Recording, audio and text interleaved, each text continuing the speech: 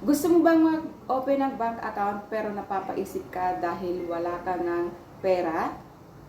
Or hindi naman sapat ang pera mo para mag-open ka dito or hindi ka ready? Sa video ito, i-share ko po sa inyo kung paano nga ba tayo mag-open ng bank account. Dito lamang yan sa BPI.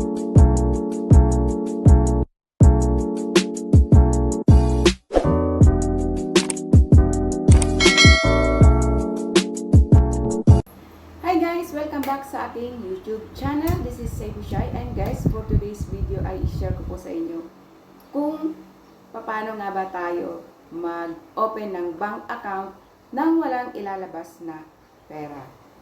Meron nga bang gano'n? Napapaisip kayo? Yes po. So yan guys, good news po ito sa atin. So hindi na natin papatagalin pa. Let's go. Turuan ko po kayo kung paano tayo mag-open ng bank account natin sa BPI. So, kailangan natin mag-download ng BPI guys.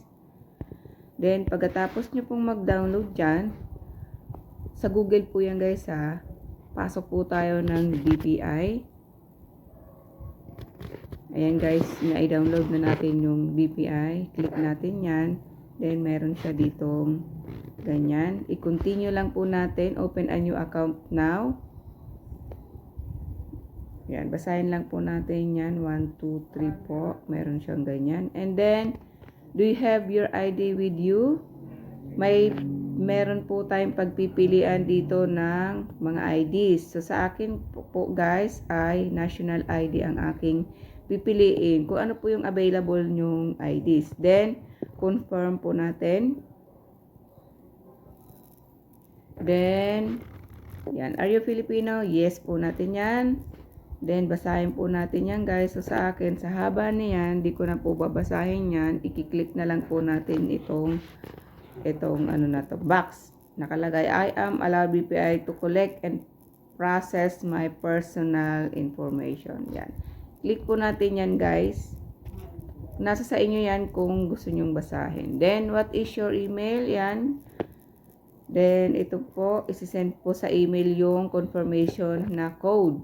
Then, ilalagay po ninyo yan dyan. So, i-open po natin yung ating email dyan para makita natin yung na-send na code na ilalagay doon sa pag-open ng bank account. So, ilalagay po natin dito yung hanapin natin yung email ko. Pasok tayo Gmail. So, ito na po siya guys. Open natin yan. So, ito yung aking code, 736693. Then, pasok po tayo ulit doon sa BPI. Then, input po natin ito guys, dito, yung kaninang nakuha natin sa ating email. Then, send, confirm, and then check yan guys. Verified na natin. Then, yung number nyo dyan guys. Then, after ng number, isend mo na ulit. Pindutin yung send. Then, hintayin po natin yung papadala na code sa ating number na nilagay. So, ito, na-input na natin ang ating code. Then, yes, ulit natin yan, guys. After that, ito na yung mangyayari dyan. BPI, save up. Yan, basahin po natin yan, guys. Then, confirm. Then, meron po ulit tayong babasahin dyan. So, nasa sa inyo yan, guys, kung babasahin nyo yan or hindi. Pero sa akin, i-click na natin yan dahil ako ay tamad magbasa. So, I agree for the term and condition. I agree. Yan, guys. So, sa haba ba naman yan, guys? So, alam mo naman tayo mga Pilipino, hindi tayo nagbabasa. Then, haba yan, guys, ha?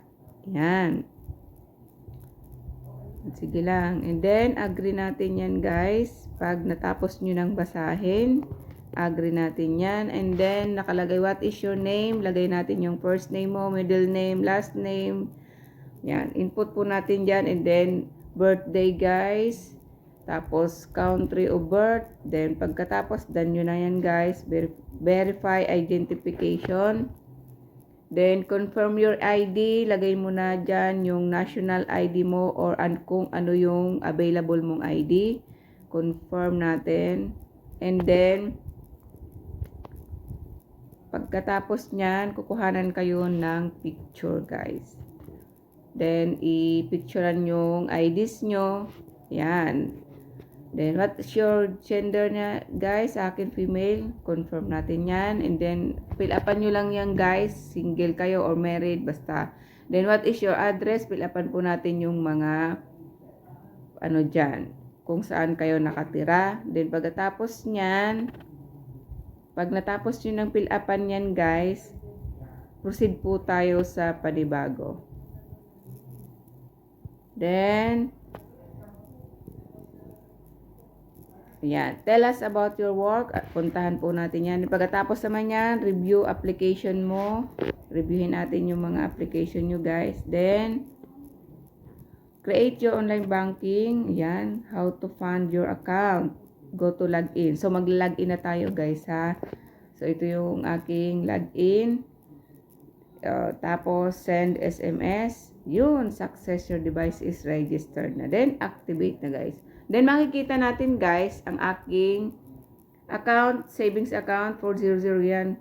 Blah, blah, blah. Available balance is 0. So, ayan, guys, activated na ang ating bank account sa BPI. Pwede na tayong mag-deposit online or pwede tayong pumunta mismo sa BPI. Ayan. Sana, guys, nakatulong ang video na ito. At huwag niyong kalimutan, hit ang notification at paki-like at pwede nyo rin po itong i-share kung nagustuhan nyo po ito. Maraming salamat, guys!